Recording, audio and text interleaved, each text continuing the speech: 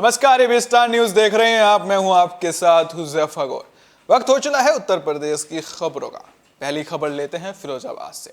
आपको बता दें, आए दिन सड़क हादसे होते रहते हैं। इसी को लेकर एक नई खबर आई है, जहां सड़क हादसे में 8 लोग घायल हो गए।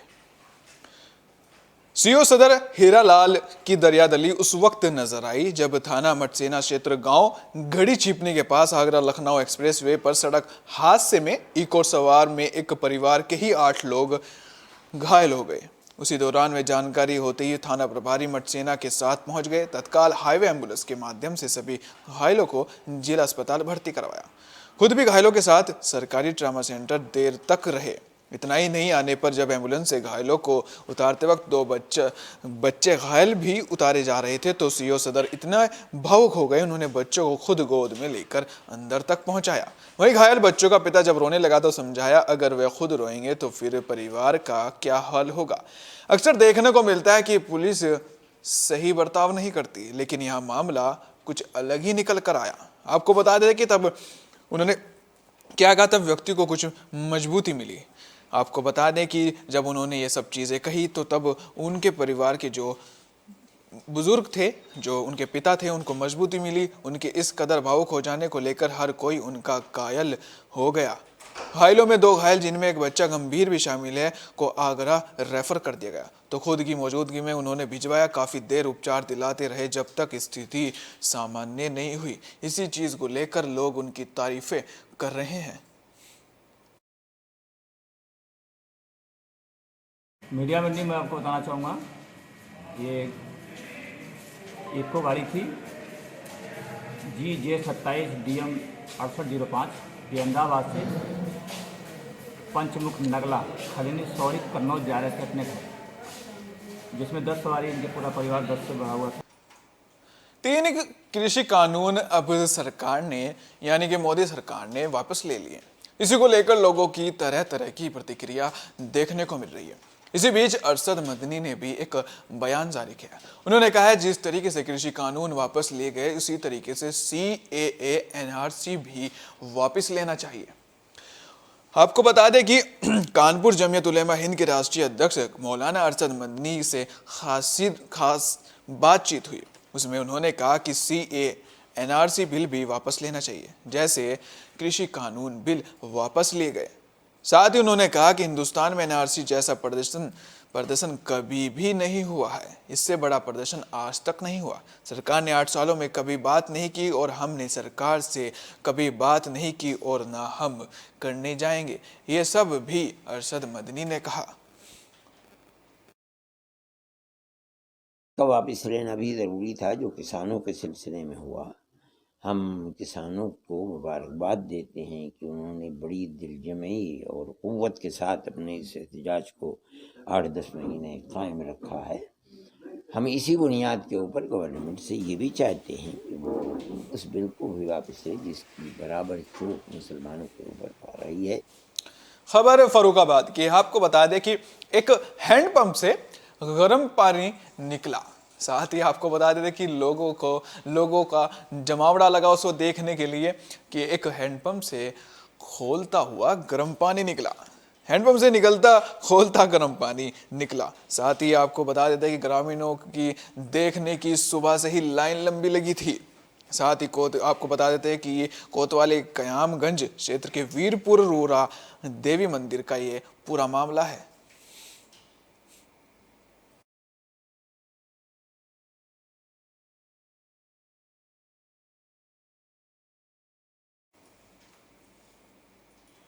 खबर पीलीभीत की है, जहां SDM ने कड़ी कार्रवाई की है।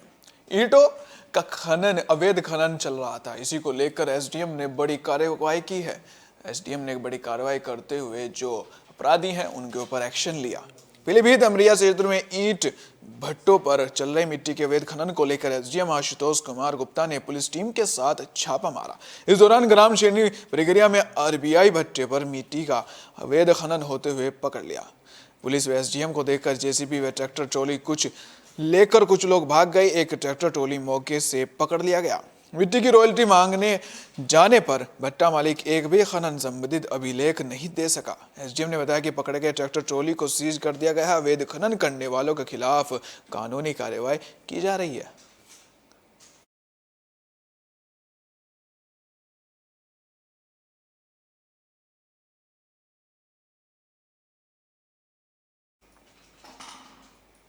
खबर उन्नाव की है, जहां गैस रिफिलिंग करते समय 2 मजदूर बुरी तरह से झुलस गए क्योंकि गैस सिलेंडर में आग लगने से गैस सिलेंडर फटा, जिससे 2 मजदूर झुलस गए। यह मामला पूरा उन्नाव का है, लेकिन जो गैस रिफिलिंग का काम था वो अवैध तरीके से हो रहा था। उजागर हुआ गोदाम के पीछे चल रहा गैस रिफिलिंग का गंदा खेल सरकार की आंखों में व जनता की आंखों में धूल झोंक कर खेल रहे थे। आंख मिचोली का खेल बता देते हैं आपको। खेल पूरा मामला अजगैन कोतवाली के कस्बा नवाबगंज में करीब 2 साल से ये मामला चल रहा था। आपको बता देते हैं कि अवैध रूप से गैस गोदाम में शुक्रवार की रात को गैस रिफिलिंग करते समय आग लगी, जिससे 2 मजदूर बुरी तरह से झुलस गए। गोदाम संचालक आनन फानन फरार हो गए। सूचना पर पहुंची पुलिस ने छानबीन की तो उसकी जब उनको सूचना मिली, आपको बता देते कि घायल घर अपना इलाज करा रहे हैं। जांच में घरेलू और कॉमर्शियल सिलेंडर 412 खाली और भरे मिले। साथ ही रिफिलिंग का सारा सामान और सील लगे कैप मिले, जिसकी रिपोर्ट लिखाने के लिए जिलाधिकारी से परमिशन के लिए भेजा जा रहा है और सिलेंडर खाली और भरे स्कैन और सोमाराव गैस एजेंसी के सुपुर्द किया गया है।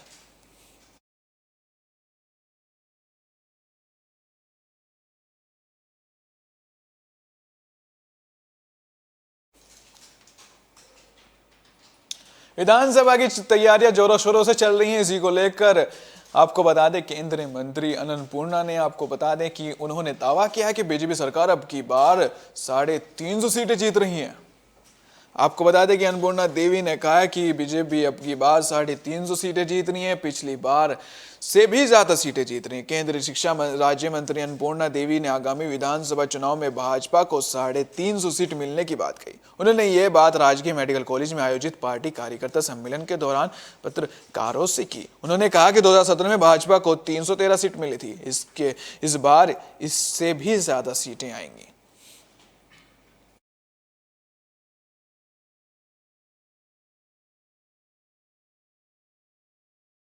कार्यक्रम के सिलसिले में आना हुआ था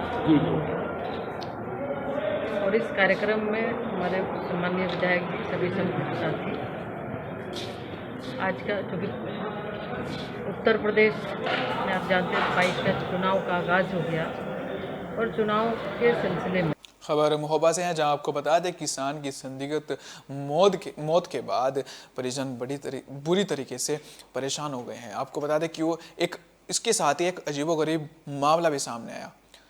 पहले ही किसान की मौत हो चुकी थी, लेकिन जो परिजन है वो उसको अस्पताल में ले गए।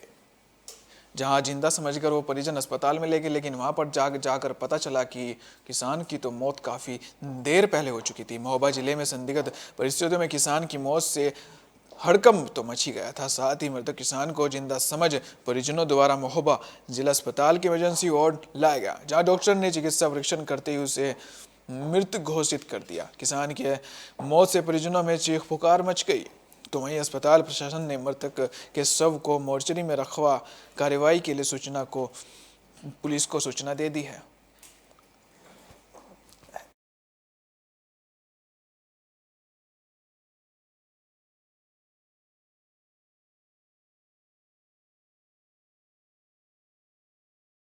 घटना ये हो गई कि ओम प्रकाश राजपूत मृतक खेत पे पानी लगा रहा था। सुबह आया कुएं पे, उसने मुंह भर धोया।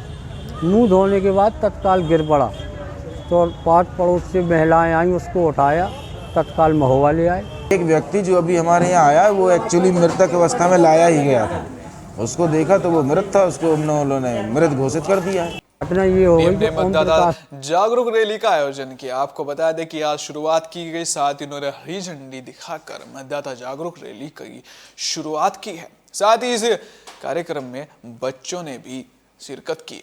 आपको बता दें कि पीलीभीत की पूरनपुर तहसील परिषद में जिलाधिकारी पुलकित खरे द्वारा मतदाता जागरूक रैली को हरी झंडी दिखाकर रवाना किया गया, जिसमें कई स्कूलों के छात्र छात्रा भी शामिल थे। उन्होंने मतदाता जागरूक रैली पूरनपुर में निकाली। साथ ही छात्र छात्राओं ने मतदाताओं के लिए मतदान करने को लेकर लोगों से भी मिले और उन्हें जागरूक करने का भी काम किया।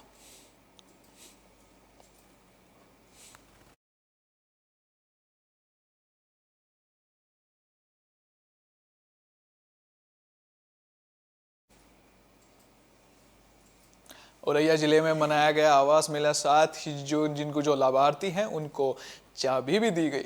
आपको बता दें कि मामला औरैया का है।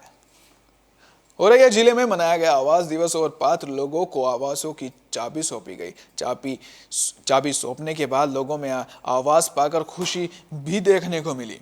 सबसे बड़ी एक बात देखने को मिली है औरैया बिदुना ब्लॉक में 2 दिव्यांगों को आवास दिया गया, जिसमें दोनों दिव्यांग प्रधानमंत्री व मुख्यमंत्री को धन्यवाद व आभार जताते हुए नजर आए। दोनों दिव्यांगों के पास आवास नहीं था, जिनको प्रधानमंत्री आवास मिला।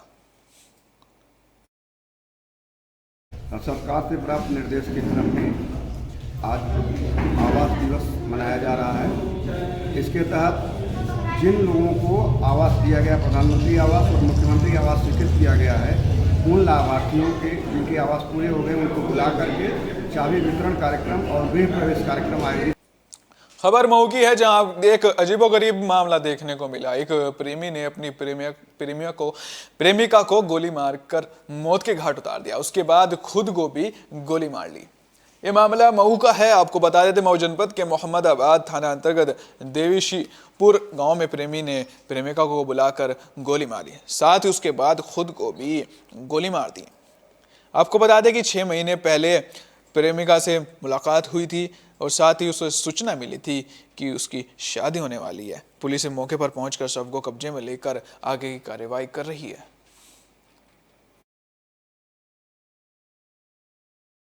सूचना मिली थी कि थाना क्षेत्र ये मोहम्मदाबाद पड़ता है, इसमें देवसीपुर गांव में एक खेत में बने हुए कमरे में 2 लोगों की लाश मिली है।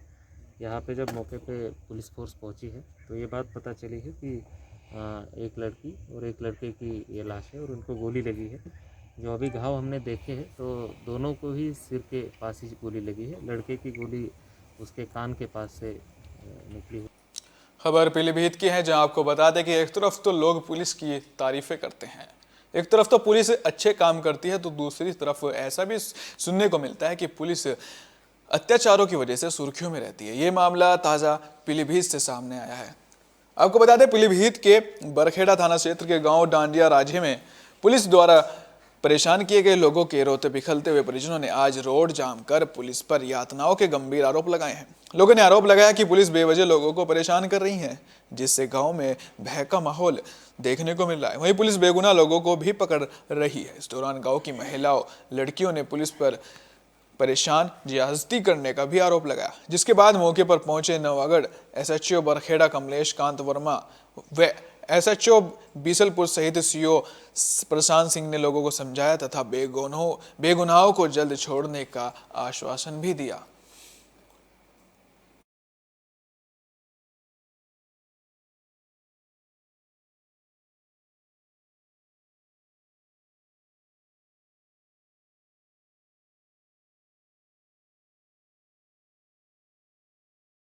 लेटियो कैसी ना लेटियो, किसी लड़की लेटी, किसी बहन लेटी, किसी बीवी लेटी, कैसी लेटी, दीवाला फांद फांद के घर में घुसूस कर जा रहे हैं। जो कोई तरीका है पुलिस वालों को कि दीवाला फांद। अज्ञात कार ने एक युवक को रौंद दिया। आप ये खबर बता रहे हैं, आपको सीधा संभल से आ रही है। आपको बता दें कि एक युवक बाइक से जा रहा था, लेकिन पीछे से आई कार ने इसको बुरी तरह से टक्कर मार दी, जिसके बाद युवक की मौके पर मौत हो गई। घायल बाइक सवार की उपचार के दौरान मौत हुई। जनपद संभल तेज रफ्तार अज्ञात कार ने बाइक सवार को रौंद दिया। साथ ही आपको बता दें, बाइक सवार उस वक्त तो गंभीर रूप से घायल हो गया। जब उसको जिला अस्पताल में भर्ती कराया गया तो उसने उस वक्त दम तोड़ दिया। पुलिस आगे की कार्रवाई में जुटी हुई है।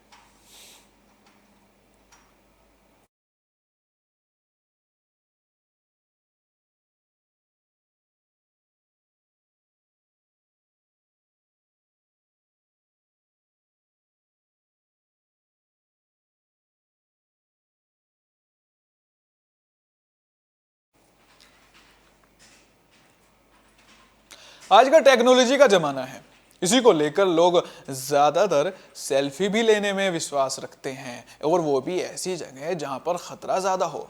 वो क्या है ना, सोशल मीडिया पर लोग अपने आप को बेहतर साबित करने के लिए खुद को नई नई जगह दिखाकर लोगों में फेमस होना चाहते हैं। ये मामला दो युवक को भारी पड़ गया। ये दो युवक मथुरा के थे, जहां ट्रेन के पास खड़े होकर सेल्फी ले रहे थे। दोनों की सेल्फी लेते वक्त ट्रेन से टकराए, साथ ही मौके पर उनकी मौत हो गई। मामला मथुरा कासगंज रेलवे लाइन पर शनिवार सुबह टहलने निकले थे जब दो युवक, तब वो आपको बता दें कि पबजी खेलते हुए ट्रेन की चपेट में आने से दो युवक की दर्दनाक मौत हो गई। साथ ही ये भी बताया जा रहा है कि वो सेल्फी भी ले रहे थे। अब मामला दो तरीके से सामने आ रहा है।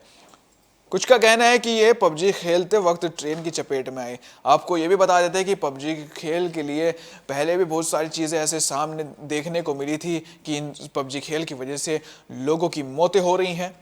पबजी का क्रेज़ इतना ज़्यादा चला था कि अभी भी है, लेकिन पहले से ज़्यादा कम हो चुका है। ये एक देखने को मिल रहा है। एक सर्वे में बताया जा रहा है कि पबजी का जो खेल है वो पहले बहुत ही ज़्यादा कह सकते हैं वायरल था, लेकिन अब उसकी जो खेलने की जो क्वालिटी है वो कम हो चुकी है। लेकिन नए नए मामले सामने आए थे जिसके बाद से पबजी पे बैन भी लगा था। लेकिन जब हमारी सरकार ने बैन लगाया था उसमें बहुत सारी चीज़ें निकल के आए थे कि चाइना इसको फंडिट कर रहा है, कि चाइना से बन के आ रहा है। जो हमारी इंफॉर्मेशन है, जो हमारी निजी अपनी सुरक्षा के कह सकते हैं सुरक्षा के नज़रिए से इस पर बैन लगा दिया गया था। लेकिन अब दोबारा ऐसे मामले सामने आ रहे हैं कि जिससे कुछ युवक ने अपने घर वालों के जो जोड़े हुए पैसे रखे थे उनको खर्च कर दिया, या फिर उनकी वजह से उनकी मौत हो गई, या पबजी को खेलने से घर वालों ने मना करा, तो या बच्चे ने अपने माँ बाप को ही मार दिया। ये सब चीज़ें हमको देखने को मिली थी। लेकिन अभी जो मामला सामने आया वो मामला है रेलवे के आसपास का, जहां पर दो युवक पबजी खेल रहे थे, साथ ही बताया जा रहा है कि सेल्फी भी ले रहे थे, तभी उन ट्रेन की चपेट में आने से उनकी मौत हो गई। मामले की अभी जाँच चल रही है। अभी देखना होता है कि क्या चीज़ें सामने निकल के आती हैं।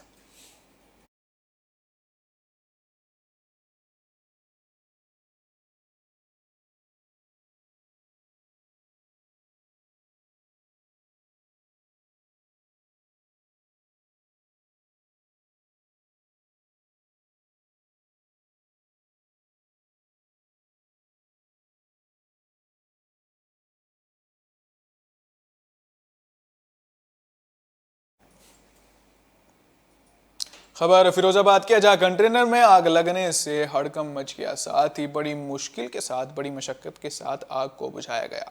आपको बता दें यह मामला फिरोजाबाद का है। नगला मुहर्रम में 11,000 लाइन के तार की चपेट में आने से कंटेनर में आग लग गई। मौके पर पहुंची फायर ब्रिगेड कर्मियों ने आग पर बड़ी मुश्किल के साथ काबू पाया। ये मामला जनपद फिरोजाबाद के थाना सिरसागंज क्षेत्र का है, जहां पर शनिवार को करहल से सिरसागंज की तरफ आ रहा कंटेनर ग्राम नगला मुहर्रम के पास 11,000 लाइन के तार की चपेट में आने से कंटेनर में आग लग गई। वहीं देखते देखते आग ने विकराल रूप धारण कर लिया, जिसके बाद स्थानीय लोगों की भीड़ मौके पर लग गई। साथ ही आपको बता दें, लोगों की सूचना पर फायर ब्रिगेड कर्मी भी मौके पर पहुंचे, जो बड़ी मुश्किल से आग पर काबू पाया। आप जो टीवी स्क्रीन पर देख रहे हैं नज़ारा बड़ा ही दर्दनाक कह सकते हैं। आपको बड़ी ही खतरनाक तरीके से आग लगी हुई है। आप जो स्क्रीन पर तस्वीरें देख रहे हैं, ये कंटेनर की आगे जो 11,000 की लाइन टूटकर कंटेनर के ऊपर गिरी थी, उसमें कंटेनर में आग लग गई। बड़ी मुश्किल के साथ दमकल कर्मियों ने आग को बुझाया, लेकिन अभी तक ये खबर नहीं आ रही कि इसमें किसी भी हताहत होने की खबर नहीं आ रही है। लेकिन जो आप नज़ारा देख रहे हैं वो बड़ा ही विचलित करने वाला नज़ारा है।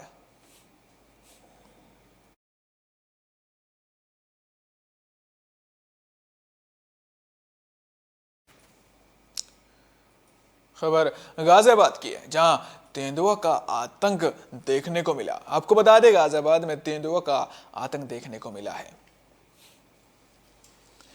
गाजियाबाद के राजनगर के बाद एक बार फिर डासना में तेंदुआ का आतंक देखा गया। हालांकि नेशनल हाईवे से सटे डासना पेट्रोल पंप के एक परिसर में तेंदुए ने आतंक मचा दिया और 2 लोगों को घायल कर दिया। जैसे ही सूचना वन विभाग और पुलिस को लगी तो आनन फानन में मौके पर पहुंचे और तेंदुए को पकड़ने के प्रयासों में जुट गए। आपको बता दें, जो देखा जा रहा है कि वन विभाग के पास कोई खास इंतजाम न होने के चलते वन विभाग का एक सिपाही भी तेंदुए ने घायल कर दिया।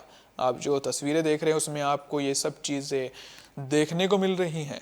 साथ ही आपको बता दें कि वन विभाग के पास जो पर्याप्त मात्रा में चीज़ें थी वो नहीं थी, पर्याप्त मात्रा में जो चीज़ें होनी चाहिए वो नहीं थी, जिसके कारण एक सिपाही को भी तेंदुए ने घायल कर दिया। पुलिस तेंदुए को पकड़ने के प्रयास में जुटी रही।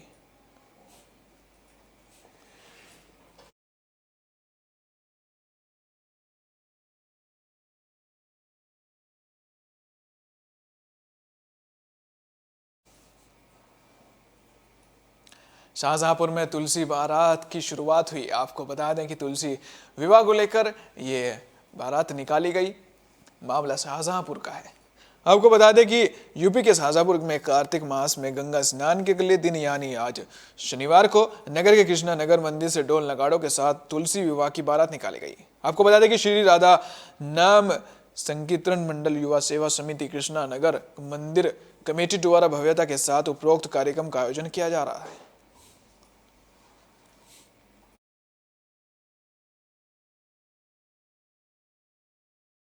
इसमें हम लोग पूरे विधि विधान से ठाकुर जी की और तुलसी जी की शादी कराते हैं। जैसे हम लोग के अपने परिवारों में वर पक्ष और वधु पक्ष होता है, इसमें हमारे यहाँ वर पक्ष भी बनता है, वधु पक्ष भी बना है। इस बार वर पक्ष हमारी सीता सचदेव जी बनी है और वधु पक्ष डॉक्टर हरीश सचदेव, सिमनी सचदेव जी बने हैं।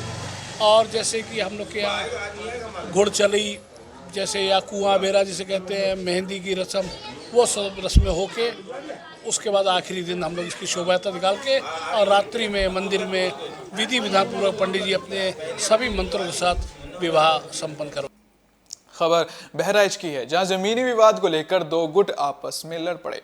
दोनों पक्षों में इतनी ज्यादा मारपीट हुई कि एक युवक इतना ज्यादा घायल हो गया कि उसकी इस अस्पताल जाते वक्त मौत हो गई। ये पूरा मामला आपको बता दें बहराइच का है। जनपद बहराइच के केसरगंज थाना अंतर्गत ग्राम दनावल में जमीनी रंजिश के कारण मारपीट हुई, जिसमें एक व्यक्ति इतना ज्यादा गंभीर रूप से घायल हो गया कि उसकी मौत हो गई। आपको बता दें, सूत्रों के अनुसार भगवती प्रसाद पुत्र नन्हू उम्र 45 वर्ष बताई जा रही है, जो अपने खेत गया हुआ था। वही विपक्षी सुंदर से जमीन के मामले को लेकर आपस में विवाद हो गया। सुंदर ने अपने साथियों के साथ मिलकर लड़ाई झगड़ा शुरू कर दिया, जिसके बाद मामला बढ़ता नजर आया। जिसके बाद एक युवक की इतनी ज्यादा पिटाई की गई कि उसकी अस्पताल जाते वक्त मौत हो गई। उनके विपक्षीगण रंजीत पुत्र राम नरेश, संतोष पुत्र कृपाराम, सुंदर पुत्र संत और विद्याराम पुत्र छोटन यादव द्वारा लाठी डंडों से पीटकर घायल कर दिया गया। उन्हें सीएससी कैसरगंज ले जाया गया, जहां उनकी मृत्यु हो गई। इस सूचना पर थाना कैसरगंज पे 304 आईपीसी का अभियोग पंजीकृत कर नियमानुसार पंचायतनामा की कार्रवाई करते हुए अन्य विधिक कार्रवाई अमल में लाई। उनके सांसद खेल महाकुंभ का आयोजन हुआ, जिसमें काफी लोगों ने शिरकत की। आपको बता दें कि सांसद खेल का आयोजन किया गया, जिसमें काफी लोगों ने वहां पर जाकर शिरकत की। ये मामला आपको बता दें कि सिद्धार्थनगर जिले की स्थापना दिवस पर लगने वाला कपिलवस्तु महोत्सव सांसद खेल महाकुंभ की शुभारंभ केंद्र सरकार के सड़क परिवहन व राष्ट्रीय राजमार्ग राज्य मंत्री रिटायर्ड जनरल वीके सिंह ने फीता काट कर की। यह महोत्सव 20 से 24 नवंबर तक बीएसए कार्यालय में ग्राउंड में आयोजित किया जाएगा। माफ कीजिएगा, कार्यालय में ग्राउंड में आयोजित किया जाएगा।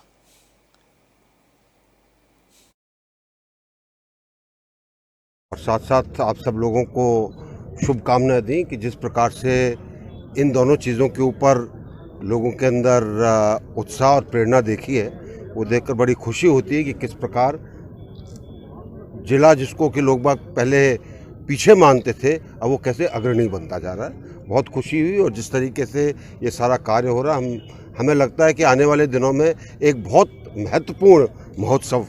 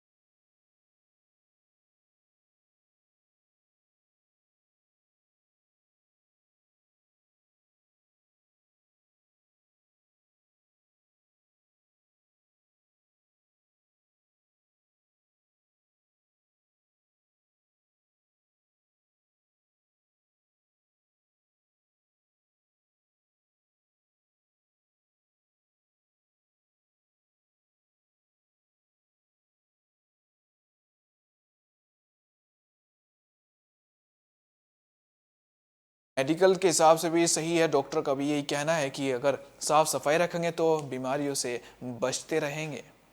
अगर आप कहीं पर पानी इकट्ठा करते हैं, उस पानी को इकट्ठा ना करें, जिसकी वजह से उसमें मच्छर पलते हैं और आपको डेंगू भी हो सकता है और साथ ही ऐसी भी बीमारियां हो सकती हैं जो आपकी जान ले सकती हैं।